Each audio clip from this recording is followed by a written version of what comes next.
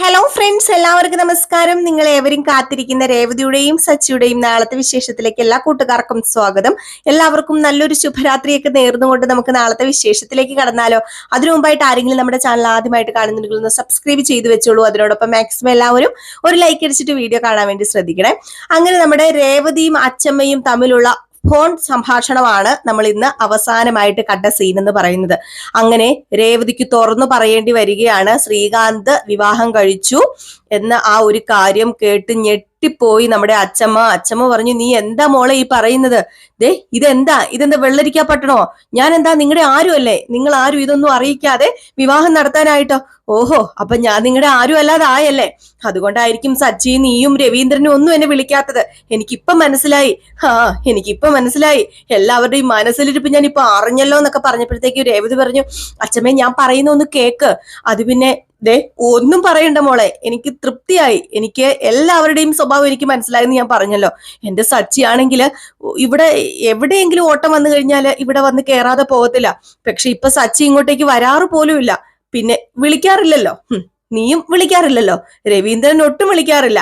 പിന്നെ ചന്ദ്രയുടെ കാര്യം പിന്നെ പറയണ്ടല്ലോ. എല്ലാവരും ചന്ദ്രനെ പോലെ തന്നെ ആവുകയാണല്ലേ. അച്ഛമ്മേ ഞാൻ പറയുന്നൊന്ന് കേക്ക്. ഒന്നും കേൾക്കാനില്ല, എനിക്കിനി ഒന്നും പറയാനുമില്ല. അതെ, ഞാൻ എന്താ ചെയ്യേണ്ടത് എനിക്കറിയില്ല. ആരും ഇല്ലാതായി പോയല്ലോ എനിക്ക്. കുറെ മക്കളെ ഞാൻ പ്രസവിച്ചു. അതിൽ രവീന്ദ്രന് മാത്രം ഉണ്ടായിരുന്നുള്ളൂ എന്നോട് സ്നേഹം. ഇപ്പം അവനും എന്നോട് സ്നേഹം ഇല്ലാതായി. അച്ഛമ്മേ ഞാൻ പറയാം അച്ഛമ്മ ഇത് കേക്ക്. ചന്ദ്രയെ ആലോചിച്ച് കണ്ടുപിടിച്ച പെണ്ണായിരിക്കും അല്ലേ? അല്ല, ഒരിക്കലും അമ്മ ആലോചിച്ച് കണ്ടുപിടിച്ച പെണ്ണൊന്നും അല്ല. പിന്നെ അച്ഛമ്മയ്ക്ക് അറിയായിരിക്കും, അന്ന് പെൻഷൻ തടഞ്ഞു വെച്ചില്ലായിരുന്നോ ഒരാള്, അച്ഛന്റെ അവിടെ ഓഫീസിലുള്ള ഒരാള്. എനിക്കറിയാം. അയാളുടെ മോള്. അയാളുടെ മോളോ? അപ്പം രവീന്ദ്രനാണോ ഈ കല്യാണം നടത്തിയത്? അയാൾ എന്ത് ക്രൂരനാ! അയാള് കാരണം എന്റെ മോന് പെൻഷൻ പോലും കിട്ടാതിരുന്നല്ലേ? എന്നിട്ട് അയാളുടെ മോളെ കൊണ്ട് വിവാഹം കഴിപ്പിച്ചെന്ന് പറഞ്ഞാല്, അയ്യോ അച്ഛമ്മ ഉദ്ദേശിക്കുന്ന പോലെ ഞങ്ങൾ ആരും പിടിച്ചവനെ കല്യാണം കഴിപ്പിച്ചതല്ല അച്ഛമ്മേ. ദീപാവലിക്ക് മുമ്പ് തന്നെ അവരുടെ കല്യാണം കഴിഞ്ഞു. അവര് സ്വയം ഇഷ്ടത്തോടു കൂടി വീട്ടിൽ ആരെയും അറിയിക്കാതെയാ പോയി കല്യാണം നടത്തിയത്. അപ്പം ആരെയും അറിയിക്കാതെയാണോ ശ്രീകാന്ത് കല്യാണം നടത്തിയത്? ഹടപാവി, അവന് എന്തുമാത്രം സ്നേഹിച്ചത് എന്റെ രവീന്ദ്രൻ മോന്. എന്നിട്ട് അവന് ആരും അറിയാതെ പോയി കല്യാണം നടത്തിയെന്നോ? അവന് ഹോട്ടൽ മാനേജ്മെന്റ് പഠിക്കാൻ ഇഷ്ടം എന്ന് പറഞ്ഞപ്പോ അവനെ ഹോട്ടൽ മാനേജ്മെന്റിന് വിട്ടു. അതുപോലെ അവന്റെ ഇഷ്ടങ്ങളൊക്കെ അനുസരിച്ച് എന്റെ മോൻ ചെയ്തു കൊടുത്തു. ഇപ്പൊ മൂത്തവനെ പോലെ തന്നെ ഇളയവനും ഓടിപ്പോയി. ഞാൻ ഇതെങ്ങനെ സഹിക്കും? അല്ല, എന്റെ മോൻ ഇതെങ്ങനെ സഹിക്കും? എനിക്ക് വയ്യ. എന്നിട്ട് പിന്നെന്താ, നിങ്ങൾ പ്രശ്നമൊന്നും ഉണ്ടാക്കില്ലേ? നിങ്ങള് ഇരു കൈ നീട്ടി അവളെ സ്വീകരിച്ചോ? അത് പിന്നെ പ്രശ്നമൊക്കെ ഒരുപാടുണ്ടായി അച്ഛമ്മേ. നമ്മുടെ അച്ഛൻ പോലീസ് സ്റ്റേഷനിൽ കയറി. രവീന്ദ്രൻ പോലീസ് സ്റ്റേഷനിൽ കയറിയോ ഇതിന്റെ പേരില്? എന്തിനാ എന്റെ മോൻ പോലീസ് സ്റ്റേഷനിൽ കയറിയത്? ദൈവമേ, ഇതൊന്നും അവന് ശീലമുള്ളതല്ലല്ലോ. ഇത്രയും നാളായിട്ട് അവൻ പോലീസ് സ്റ്റേഷൻ പോലും ഒന്നും കണ്ടിട്ടില്ല. അവൻ അങ്ങനെ കയറേണ്ട ഒരു അവസരം ഉണ്ടായിട്ടില്ല. അച്ഛമ്മേ ഞാൻ പറഞ്ഞല്ലോ, അത് കുറച്ച് പ്രശ്നമൊക്കെ ഉണ്ടായിരുന്നു. ഏതായാലും പോലീസ് സ്റ്റേഷനിൽ മാത്രമല്ല, പിന്നെ എന്തായി? എന്നിട്ട് അവൻ എന്തേലും ഒന്ന് വിളിച്ച് അറിയിക്കാത്തത്? അവനിട്ട് ഞാൻ കൊടുക്കണുണ്ട്. അത് പിന്നെ അച്ഛന്റെ മാനസികാവസ്ഥ അങ്ങനെ അല്ലായിരുന്നു. അച്ഛന് അത് മാത്രമല്ലായിരുന്നു, അച്ഛൻ ഇതിന്റെ ഇടയിലൊന്ന് ഹോസ്പിറ്റലിലായി. എന്തിനു ഹോസ്പിറ്റലിലായി? അത് നെഞ്ചുവേദനയെ തുടർന്ന്. എനിക്കിനി ഒന്നും കേൾക്കണ്ട രേവതി, എനിക്കിനി ഒന്നും കേൾക്കണ്ട. അച്ഛമ്മ ഞാൻ പറയുന്നൊന്ന് കേക്ക്. വേണ്ട, എനിക്കിനി ഒന്നും കേൾക്കണ്ട. നീ ഫോൺ കട്ട് ചെയ്തോ, എനിക്കിനി ഒന്നും അറിയണ്ട എന്ന് പറഞ്ഞ് ഫോൺ കട്ട് ചെയ്തിട്ട് നമ്മുടെ അച്ഛമ്മ പുറകുറുക്കാണ് കേട്ടോ. എന്താണിത്? എന്റെയൊക്കെ ഒരു മോനുണ്ടായിട്ട് ഇതെല്ലാം ചന്ദ്രയുടെയാ. ചന്ദ്ര അവനെ മാറ്റിക്കളഞ്ഞു. ഏതായാലും ഇനി ഇവിടെ നിന്നിട്ട് കാര്യമില്ല. ഇനി എത്രയും പെട്ടെന്ന് അങ്ങോട്ടേക്ക് എത്തണം. അങ്ങോട്ടേക്ക് എത്തിയില്ലെങ്കിൽ ശരിയാവില്ല. അവിടെ എത്തിയില്ലെങ്കിൽ ഇനിയും കുളവായി പോകും. എന്റെ ദൈവമേ, എന്റെ രവിമോന് എന്താ സംഭവിച്ചതെന്ന് എനിക്കറിയില്ലല്ലോ.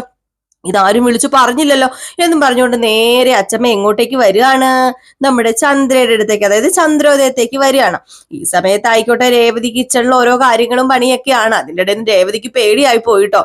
ഇനി അച്ഛമ്മ വന്നിട്ടോ അല്ലെങ്കിൽ അച്ഛമ്മ വിളിച്ചോ രവീന്ദ്രനോട് വല്ലതും പറയുവോ ചോദിക്കുവോ? ഇനിയിപ്പം നമ്മുടെ രേവതിയുടെ വായിൽ നിന്നാണ് ഇതൊക്കെ വീണതെന്ന് അറിഞ്ഞു കഴിഞ്ഞിട്ടുണ്ടെങ്കിൽ സച്ചി പറയൂലോ. ഒന്നാമത് സച്ചി ഇന്ന് ആ കാക്കാത്തി വന്നിട്ട് പറഞ്ഞിട്ടിരിക്കുകയാണ്, നിന്റെ വായാണ് ആദ്യം അടച്ചു വെക്കേണ്ടത്, നീ തോന്നുന്നൊക്കെ വിളിച്ച് പറയുന്ന. അപ്പൊ സച്ചി പറയുകയും ചെയ്തായിരുന്നു, നീ വാ തുറന്ന് ആരോടും ഒന്നും പറയരുത് എന്നൊക്കെ. അപ്പൊ അതുകൊണ്ട് തന്നെ രേവതിക്ക് എന്റെ ഈശ്വര ഇനിയിപ്പൊ സച്ചിയേട്ടൻ പറഞ്ഞ പോലെ തന്നെ ആയി പോവുക, കാക്കാത്തി പറഞ്ഞ പോലെ തന്നെ ആയി പോവില്ല, എന്തൊരു അവസ്ഥ എന്നൊക്കെ പറഞ്ഞ രേവതി കിച്ചണിൽ പണിയെടുക്കുന്നത്. അപ്പോഴാണ് ചന്ദ്ര കാലുമേ കാലൊക്കെ കയറ്റി വെച്ചിട്ട്, എടീ രേവതി, എടി ഒരു ഗ്ലാസ് വെള്ളം എടുത്തോണ്ട് വന്നേടി എന്നൊക്കെ പറഞ്ഞ് കാലുമേ കാല് കയറ്റിയൊക്കെ വെച്ചിട്ട് ഇരിക്കുമ്പോഴാണ് നമ്മുടെ അച്ചമ്മ വരുന്നത്. അച്ചമ്മ നേരെ ഒരു ഓട്ടോയൊക്കെ പിടിച്ചു വന്ന് ഇറങ്ങി നേരെ അകത്തേക്ക് കയറി വരുന്നു. കാലുമേ കാലൊക്കെ കയറ്റി വെച്ചിരിക്കുന്ന നമ്മുടെ ചന്ദ്രനെ കാണുകയാണ്. ചന്ദ്ര പെട്ടെന്ന് അച്ചമ്മേനെ കണ്ടതും, അയ്യോ ഇതാര്, അമ്മയോ, അമ്മ എന്താ ഒരു മുന്നറിയിപ്പില്ലാതെ എന്ന് പറഞ്ഞപ്പോഴത്തേക്കും അച്ചമ്മ കൊണ്ടുവന്ന സാധനങ്ങളൊക്കെ അങ്ങോട്ട് വലിച്ചങ്ങ് എറിഞ്ഞു അച്ചമ്മ. എന്നിട്ട് പറഞ്ഞു, ഞാനെല്ലാം മുന്നറിയിച്ചിട്ട് ഇപ്പൊ ഇങ്ങോട്ട് വരാടി. ദേ ഞാനൊരു കാര്യം പറഞ്ഞേക്കാം, നീ ഒറ്റ ഒരുത്തിയാ ഇതിനെല്ലാം കാരണം, നീ ഒറ്റ ഒരുത്തിയാ. എന്റെ മോന് ഹോസ്പിറ്റലായത് അത് നീ ഒറ്റ ഒരുത്തി കാരണമാ. എടി അവനെ നീ നോക്കുവോ? ഇല്ലല്ലോ, അവനെ നീ നോക്കത്തില്ല. നീ ഒരു മണ്ണും കൊണ്ടുണ്ടാക്കിയ കളിമണ്ണ് പോലെ ഇരിക്കുന്ന ഒരു പ്രതിമയല്ലേടി നീ. അല്ലെങ്കിൽ പിന്നെ അവനെ നീ നോക്കി അവന് ഈ അസുഖമൊക്കെ വരുമായിരുന്നോ? എന്റെ ദൈവമേ, എന്റെ മോൻ എന്ത് ചെയ്യുന്നൊക്കെ ചോദിച്ചുകൊണ്ട് അച്ചമ്മ അങ്ങ് ചങ്കത്തിടിക്കാനും തുടങ്ങിയപ്പോഴത്തേക്കും പെട്ടെന്ന് നമ്മുടെ ശ്രുതിയൊക്കെ ഇറങ്ങി വന്നു. ശ്രുതി ഇറങ്ങി വന്നപ്പം തന്നെ ശ്രുതി പറഞ്ഞു, എന്താ അച്ചമ്മേ? എന്താന്നോ? എടാ നീ ഓടിപ്പോയി, അതൊക്കെ ഞാൻ സഹിച്ചു. പക്ഷെ ഒരിക്കലും ഞാൻ അവൻ ഓടിപ്പോകുന്ന ഓർത്തില്ല. ഇവിടെ ആർക്കും ഒന്നും പറയാൻ തോന്നിയില്ലല്ലോ. അല്ല പുതിയ മരുമോൾ എന്തിയെ? എടി നിനക്കൊന്നും പറയാൻ തോന്നിയില്ലല്ലോടി ശ്രുതി എന്ന് പറഞ്ഞു ശ്രുതിയോട് പറഞ്ഞു. അപ്പൊ ശ്രുതി പറഞ്ഞു, അത് പിന്നെ അച്ചമ്മേ. അപ്പോഴത്തേക്കും നമ്മുടെ ചന്ദ്ര തന്നെ ഇടപെടാൻ തുടങ്ങിയിട്ട് ചന്ദ്ര പറഞ്ഞു, ഒന്ന് അമ്മ സമാധാനമായിട്ട് ഇരിക്കുക അമ്മേ. ഒരിക്കലും ഞാനല്ല ഒന്നും ചെയ്തത്, നീ അല്ലാതെ പിന്നെ ആരാടി ചെയ്തത്? ആര് ചെയ്തു? എനിക്കറിയാടി, നീ തന്നെയാടി. ഓ, ഒരു പെണ്ണിനെ തേടി കണ്ടുപിടിച്ച് എനിക്ക് ഇഷ്ടപ്പെട്ട ഒരു പെണ്ണിനെ തന്നെ ഞാൻ എന്റെ മോന് കല്യാണം കഴിപ്പിച്ചു കൊടുത്തു. അതാ ഞാൻ ചെയ്ത തെറ്റ്. കണ്ടപ്പോ അന്ന് എന്തായിരുന്നു, ഒരു ശാലീര സുന്ദരി, വായ്ക്കകത്ത് നാക്കൊണ്ടോന്ന് കമ്പിട്ട് കിള്ളി നോക്കണമായിരുന്നു. ഇപ്പൊ അവളുടെ നാക്ക് നീണ്ടു കിടക്കല്ലേ നാഷണൽ ഹൈവേ പോലെ. ഞാനൊരു കാര്യം പറയാൻ ചന്ദ്രൻ, എന്റെ മോനെ ഞാൻ അന്നേ പൊന്നേന്ന് പറഞ്ഞ് വളർത്തിയതാ. അവനെ ഞാൻ വളർത്തി വലുതാക്കി നിന്റെ കയ്യിൽ തന്നത് അവനെ നോക്കാനാ. നീ ഇരിക്കുന്ന കണ്ടില്ലോ ഉരുണ്ട് കൊഴുത്ത്. എന്റെ മോന്റെ അവസ്ഥ അത് ഓർത്തിട്ട് എനിക്ക് പറ്റുന്നില്ല. അപ്പോഴത്തേക്കുമാണ് സച്ചി വരുന്നത്. സച്ചി വന്ന ഉടനെ തന്നെ, ആഹാ ഇതാര്, അച്ചമ്മയോ എന്നും പറഞ്ഞുകൊണ്ട് ഓടി ചെന്നപ്പോഴത്തേക്കും, എടാ മാറി നിൽക്കടാന്ന് പറഞ്ഞൊരു ഒറ്റ അടി വെച്ച് കൊടുത്തിട്ടോ കവളത്തിനിട്ട്. സച്ചി ആണെങ്കിൽ, അയ്യോ എന്താ അച്ചമ്മ ഇത് എന്നിങ്ങനെ ചോദിച്ചപ്പോ, അത് പിന്നെ എടാ ഇവിടെ നടക്കുന്ന കാര്യമൊക്കെ നീ എന്താടാ എന്നോട് പറയാത്തത്? എന്തുകൊണ്ട് നീ എന്നോടൊന്നും വിളിച്ചു പറയുന്നില്ല? നിനക്കും വേണ്ടാതായല്ലേ? ഈ കിളവീനെ അല്ലെങ്കിലും ആർക്കും വേണ്ടല്ലോ. കുഴിയിലേക്ക് കാല് നീട്ടി വെച്ച് ഇരിക്കുകയാണല്ലോ, ആർക്കും ഒന്നും പറയണ്ടല്ലോ. എനിക്കറിയാം. അച്ചമ്മ എന്തൊക്കെ ഈ പറയുന്നത്? എന്താന്നോ, ശ്രീകാന്തിന്റെ കല്യാണം കഴിഞ്ഞ കാര്യം ആരും എന്നോട് പറഞ്ഞില്ലല്ലോ. അതുപോലെ എന്റെ മോൻ രവീന്ദ്രന് ഹോസ്പിറ്റലിലായ കാര്യം ആരെങ്കിലും എന്നോട് പറഞ്ഞോ? അവൻ ലോക്കപ്പിൽ കിടന്ന കാര്യം ആരെങ്കിലും എന്നോട് പറഞ്ഞോ?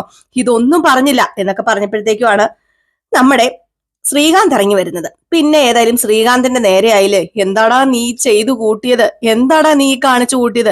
എത്തോരം സ്നേഹിച്ചതാടാ നിന്നെ എല്ലാവരും. ഇളയതാണെന്നും പറഞ്ഞു അന്നേ പൊന്നേന്നും പറഞ്ഞു വളർത്തിയതല്ലേ. നിന്റെ ഇഷ്ടത്തിനെല്ലാം രവീന്ദ്രൻ കൂട്ടു നിന്നിട്ടില്ലേ? എന്നിട്ട് നീ എന്തിനാടാ ഈ ചതി ചെയ്തത്? ഇതിന്റെ വല്ല കാര്യവും നിനക്കുണ്ടായിരുന്നോ? മൂത്തവൻ ഓടി, അതിന്റെ പുറകെ ആ വിഷമം തന്നെ സഹിക്കാൻ പറ്റുന്നില്ലായിരുന്നു എന്റെ മോന്.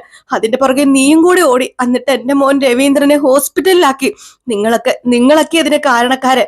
ഏറ്റവും കാരണക്കാരി ഇവളാ, ഈ വൃത്തികെട്ടവള് ചന്ദ്ര പോലും. ചന്ദ്ര എടി നീ ഉണ്ടല്ലോ അനുഭവിക്കൂടി, നീ അനുഭവിക്കും, നോക്കിക്കോ. എന്റെ മോനെ എന്താ ഒരു അവസ്ഥയാ വന്നത് എന്നും പറഞ്ഞുകൊണ്ട് നേരെ നമ്മുടെ രവീന്ദ്രന്റെ അടുത്തേക്കായി. രവീന്ദ്രൻ വന്നിട്ട് എന്താ പറ്റിയെന്ന് ചോദിച്ചു. അപ്പോഴത്തേക്കാണ് രവീന്ദ്രൻ വന്ന് ഉടനെ അങ്ങോട്ട് നമ്മുടെ അച്ചമ്മ രവീന്ദ്രനെ കെട്ടിപ്പിടിച്ച് മോനേന്ന് വിളിച്ചൊരു കരച്ചിലായിരുന്നു. അപ്പൊ രവീന്ദ്രൻ പറഞ്ഞ, അമ്മേ എനിക്കൊന്നും ഇല്ലമ്മേ, എങ്കിലും ഈ ഒരു അമ്മ ഉണ്ടെന്ന് നീ ഓർത്തില്ലല്ലോ, നീ എന്നെ ഒന്നും വിളിച്ചു പോലും പറഞ്ഞില്ലല്ലോടാ.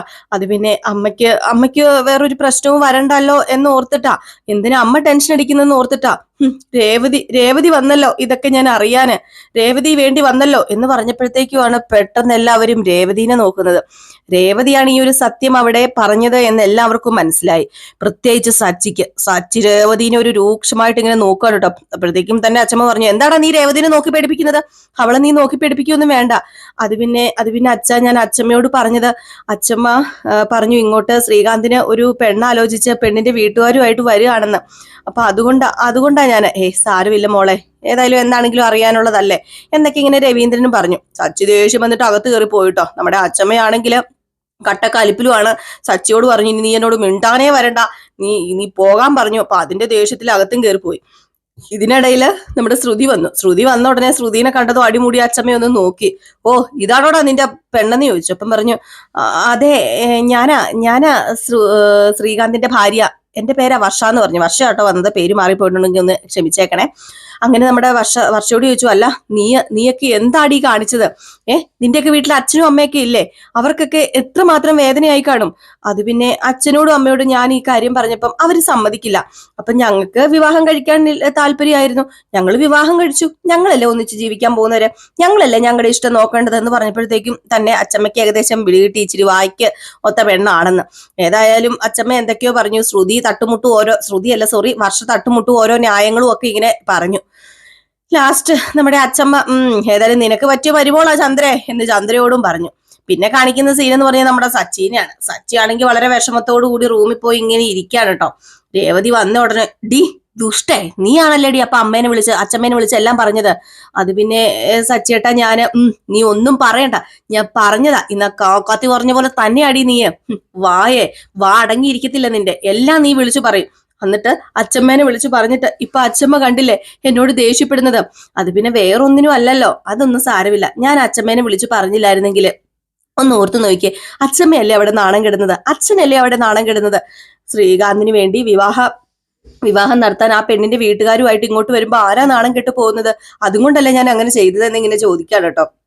ഏതായാലും അത് ചോദിക്കുമ്പോ തന്നെ നമ്മുടെ സച്ചി അങ്ങോട്ട് പറയുമ്പോ തന്നെ നിന്റെ സൈഡിലെ ന്യായം എന്ന് പറയുന്നുണ്ട്.